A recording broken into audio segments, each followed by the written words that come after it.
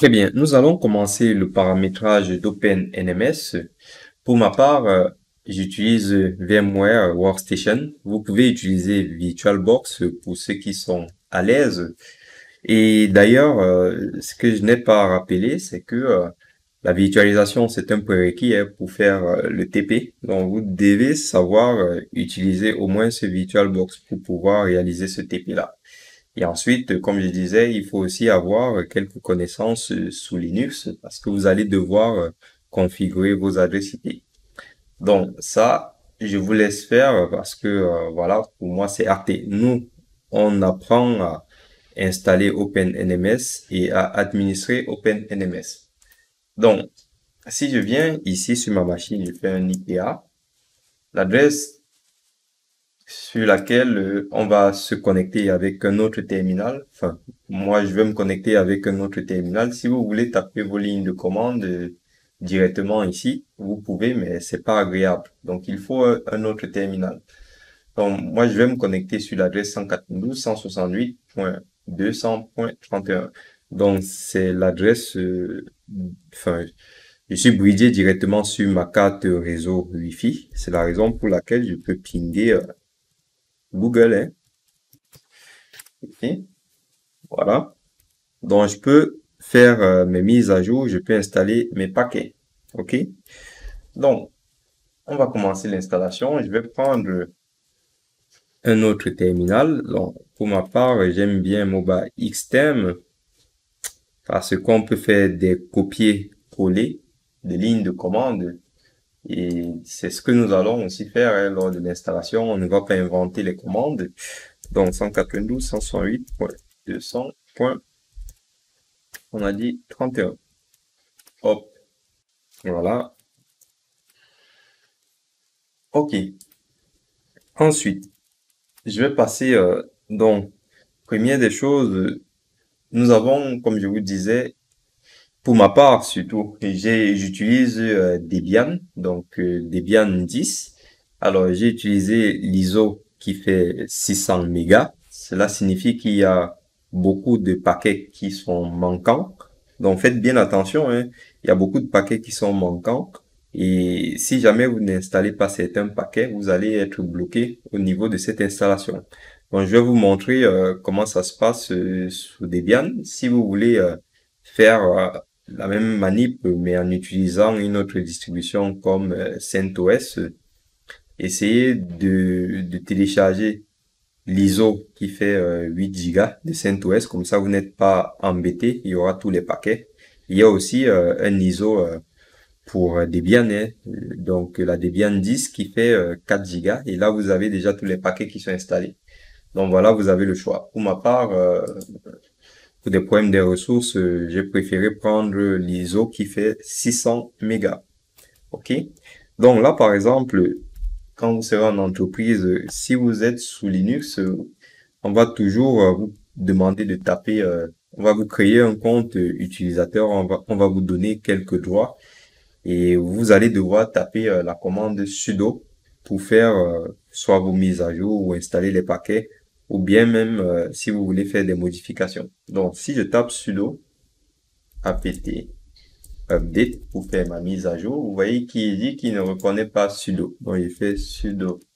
Je vais donc installer sudo apt install sudo et je dis yes si jamais on me demande de valider. Donc là, je ne peux pas d'ailleurs. Donc, ce que je vais faire, je vais passer directement en route avec les privilèges route. Donc, je fais sous route. Et là, je mets le mot de passe route. OK? Et avec ça, je n'ai pas besoin de taper sudo. Mais j'installe quand même sudo parce qu'il faut s'habituer toujours à taper des commandes en mettant sudo. Donc, je fais apt install sudo. Je dis yes. Voilà. Donc, comme ça, je peux faire un sudo. Donc, si j'ai fait sous Armel, hop, voilà, je repasse en Armel. Donc, si maintenant je vais faire apt update, Vous voyez, il me dit qu'il y a un problème, donc je suis obligé de faire sudo apt update. Et là, j'ai même mon mot de passe. Bon, ça c'est autre chose par contre. On va créer, déclarer les utilisateurs. Enfin, je pense que vous savez faire ça. Mais je vais repasser en route. Je vais pas perdre du temps dessus. Sous route. Voilà. Et maintenant, je peux faire déjà ma première mise à jour apt update. Ok, les paquets sont à jour. Alors, lorsque nous voulons installer OpenNMS, il y avait plusieurs prérequis. Et l'un des prérequis très essentiels pour que OpenNMS fonctionne, c'est d'installer OpenJDK 11, donc Java. Alors, pour installer Java, je vais vous donner les lignes de commande. Pour installer Java, la commande sera donc apt. Alors, get install ou alors apt install tout court. Voilà. Donc, j'accepte.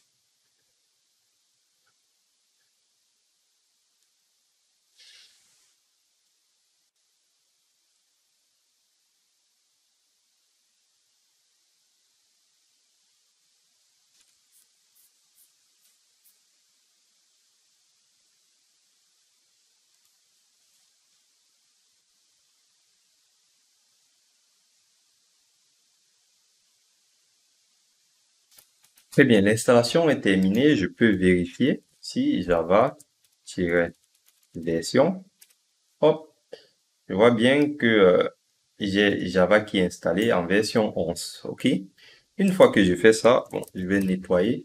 Je vais maintenant définir la variable d'environnement Java pour tous les utilisateurs au démarrage. Pour cela, je vais taper la commande export. Alors, la variable d'environnement s'appelle Java, comme ça, underscore. Vous êtes obligé de taper à la main. Donc, home. Et je fais égal. Je montre du coup le chemin de l'exécutable. Donc, user lib. Donc, lib underscore JVM. Et là, Java. Je fais tabulation. Et je fais point. Voilà. En 64. OK.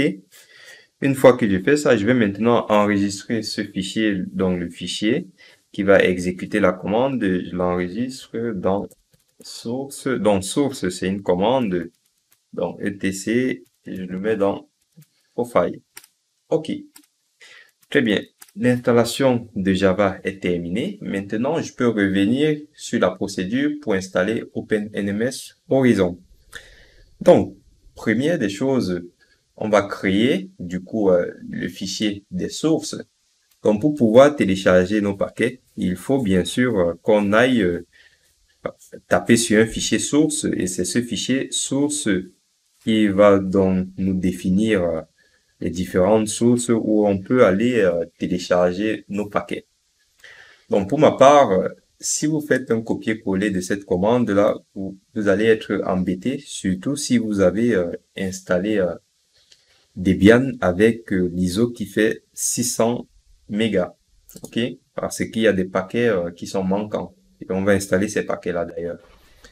Donc, ce que je vais faire plutôt, je vais faire nano etc apt ici et là source liste d.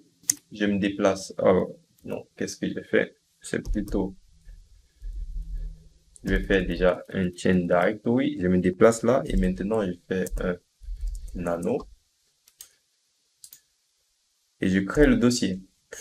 Je prends les sources ici. Hop, je copie ça. Je renseigne ici. OK. CTRL X. Oui. Je valide. Maintenant, je vais aller télécharger, c'est ce qu'on vous dit ici, ajouter le référentiel. Donc ça, c'est ce qu'on vient de faire. Je peux vérifier au niveau du référentiel. Je fais cap, tabulation. J'ai mes deux sources que j'ai rajoutées ici. Ensuite, on vous demande d'ajouter la clé GPG. OK? Donc, je vais prendre cette commande. Vous allez voir que ça ne va pas fonctionner. Hop, je fais paste. Alors, il vous dit impossible d'écrire dans. Donc, ça ne passe pas. Relais brisé. Donc voilà, j'ai fait quelques petites recherches. Et là, en faisant mes recherches, je me suis rendu compte qu'il manquait certains paquets. Alors, comment j'ai fait pour trouver ça? Je viens ici, je copie uniquement la clé pour voir la valeur de la clé. Hop. Donc, on voit bien la clé ici. Et par contre, vous voyez, il y a l'interpréteur ici. Et en réalité, on a un problème parce que cette commande ne peut pas s'exécuter parce qu'elle tape directement sur l'interpréteur ici. Or, l'interpréteur n'est pas installé. Donc, il va falloir installer l'interpréteur. Donc, hop, je fais comme ça. Je fais du coup un apt install. Alors, je vais reprendre le nom de l'interpréteur. Donc, GNUPG. Donc, apt install GN. Donc, tout en minuscule, hein. PG. Voilà. Et là, je fais, on va dire, je mets en version 1.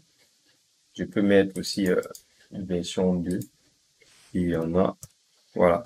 Je lance. OK, j'accepte. OK. Donc, je peux maintenant reprendre cette commande-là. Hop, je fais mon petit clear. Je fais un paste. Et voilà. La clé 1 a été téléchargée et ajoutée.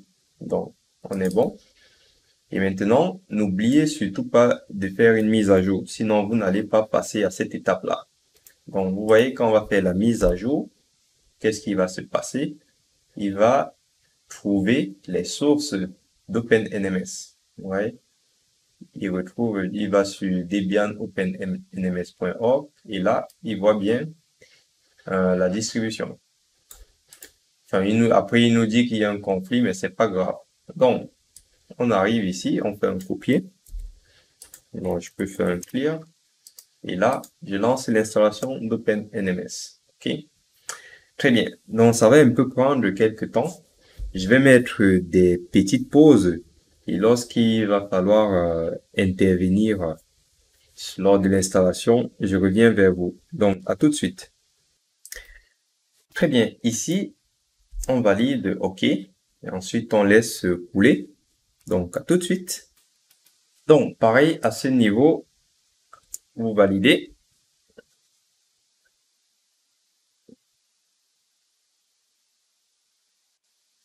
Très bien. Et l'installation est terminée. OK. Donc, on peut passer ici. On vous demande de vous rendre du coup dans le répertoire OpenNMS. Donc, si je fais un change directory, je fais un paste, je fais un ls, je peux donc faire mon tree. Taper cette commande, tree ls. Comme ça, hop, paste.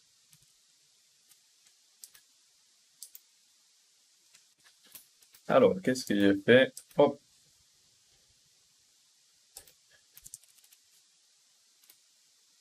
Paste.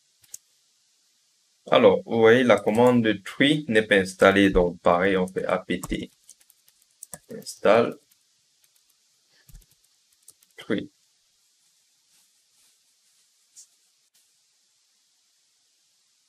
OK. Du coup, je rappelle ma commande. Et voilà, on vérifie qu'on a bien data, deploy, etc. Donc, etc, c'est où on trouve tous les fichiers de configuration.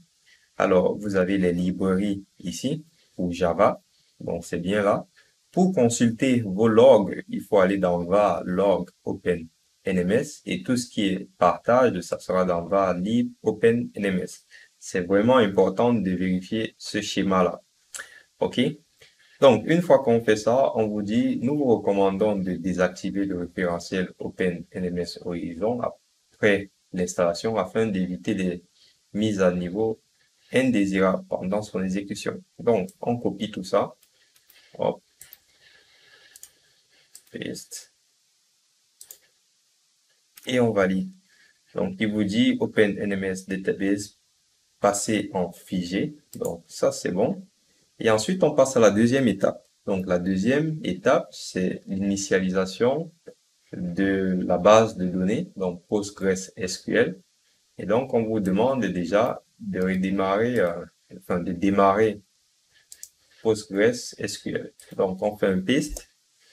Et là, on peut aller vérifier son statut aussi. Status. Donc, tout est en vert, donc ça fonctionne très bien, parfait. Et là, on vous demande de créer un utilisateur de base de données OpenNMS avec un mot de passe. Et ensuite, on vous demande de créer la base de données OpenNMS qui appartient à l'utilisateur OpenNMS. Donc ça, je vais copier bêtement, hein, mais ce n'est pas à refaire si vous voulez mettre votre serveur en production. Il faudra changer, bien sûr, les utilisateurs. Donc là, je fais donc un sous pour passer avec l'utilisateur Postgres qui est déjà créé, hein. Donc, je change d'utilisateur sous Postgres. Voilà. Hop, attention. Donc, on avait dit. Hop. Voilà, je passe en Postgres ici. Et là, je fais create user. Je vais créer un utilisateur qui s'appelle OpenNMS. Donc, vous pouvez créer un autre utilisateur qui s'appelle Toto, hein, si vous voulez. Donc, OpenNMS. Là, on me demande un mot de passe. Je mets un mot de passe simple. Voilà, je répète. OK, j'ai créé. Ensuite, je crée une base de données. Et du coup, c'est cet utilisateur-là qui peut faire des modifications sur la base de données, hein. Donc, c'est pour cela que vous renseignez le mot de passe. Pensez bien au mot de passe parce que si vous vous trompez lors de la configuration, surtout du mot de passe, vous n'allez pas réussir à démarrer OpenNMS. Donc, on verra aussi devant. Voilà, j'ai créé ma base de données. Ensuite, on vous demande de définir le mot de passe pour le super utilisateur Postgres. Donc, je copie tout ça. Voilà. Et là, pour le mot de passe, je vais dire pour le super utilisateur, hein, donc, je vais mettre ici là, printemps 1, 2, 3, par exemple. Donc, le user, c'est Postgres, du coup. Hop. Et ensuite, je fais un exit pour sortir. OK? Donc, à ce niveau, on vous dit, le super utilisateur doit pouvoir initialiser et modifier le schéma de base de données pour l'installation et les mises à jour. Donc, on vous demande de configurer l'accès à la base de données dans OpenNMS Horizon. Donc, V, c'est un éditeur. Moi, j'utilise Nano. Et ici, vous avez une variable qui récupère un chemin. Donc, ne faites pas un copier-coller si jamais voilà, ce chemin-là n'a pas été modifié, ça ne marchera pas. Donc, moi, je vous conseille plutôt de partir sur... Je vais vous donner le chemin. Donc, c'est nano user share open nms, comme ça. Et là, on va repasser du coup dans etc open nms data source.xml. OK. Donc, à ce niveau, vous ne devez pas vous tromper. Donc, ils vous disent bien, ici, vous avez le 1. Ce 1, si on regarde, il correspond du coup à l'utilisateur que vous avez créé ici. Et lorsque vous avez créé cet utilisateur, on vous a demandé un mot de passe. Donc, le mot de passe, il sera bien sûr renseigné ici. Donc, c'est ce mot de passe que vous avez créé ici pour cet utilisateur. Donc, si je reviens ici, alors moi, je ne vous ai pas donné mon mot de passe. Donc, je viens comme ça. Ouais, je le laisse à OpenNMS. Hop. Allez, bon, je mets le mot de passe. Donc, c'était...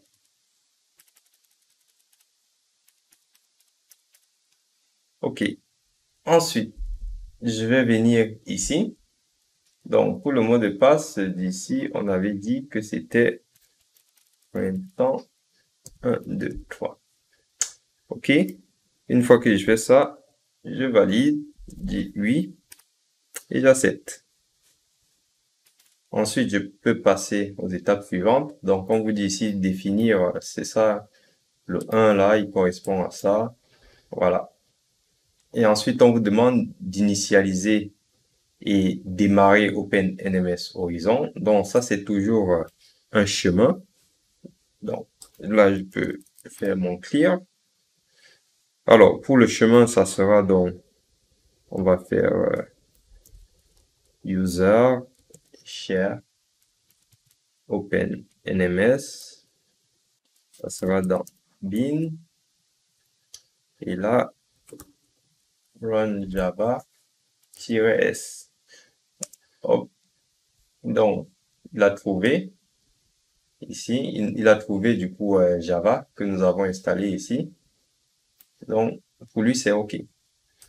On refait pareil pour bin install 10. Hop. Paste.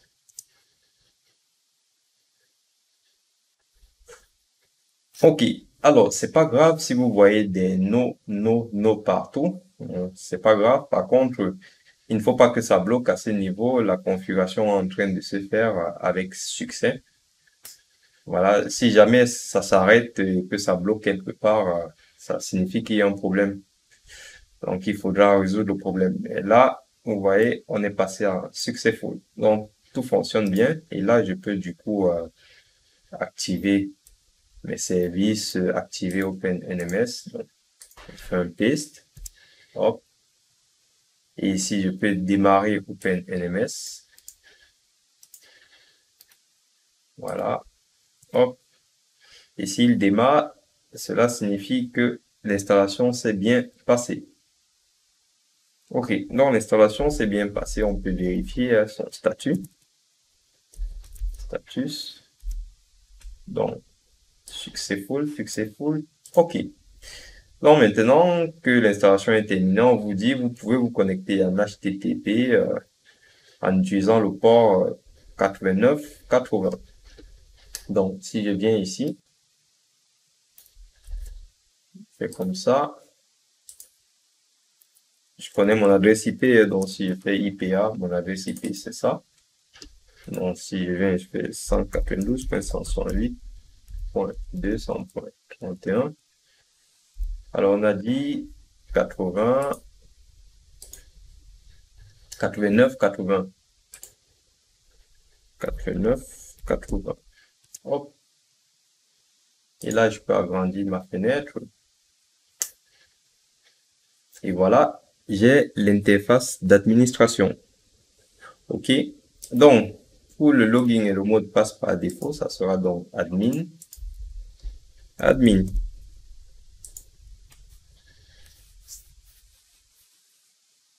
OK. Donc, je peux enregistrer ça, ouais, pourquoi pas. Donc, ça. Et voilà, vous avez accès à l'interface d'administration. Donc, l'installation s'est très bien passée. Vous avez vu, je suis allé pas à pas. Donc, il faut respecter certaines étapes.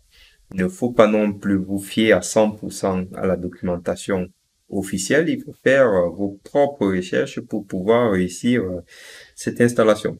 Donc, ne vous inquiétez pas, je vous mets toutes les lignes de commande que j'ai utilisées pour vous faciliter l'installation. Et du coup, vous avez vu, si je repars dans le guide d'installation, alors, ça c'est uniquement le guide d'installation et ça signifie que si vous voulez installer un OpenNMS en utilisant par exemple Docker, vous venez ici, vous avez la documentation et vous pouvez encore aller plus loin. Donc pour nous, avec déjà cette petite installation, on peut utiliser voilà cette procédure pour une mise en production. Donc merci d'avoir suivi ce premier module. Je vous dis donc tout de suite pour découvrir l'interface d'administration et ainsi continuer le paramétrage et de superviser nos premières machines. À tout de suite et merci.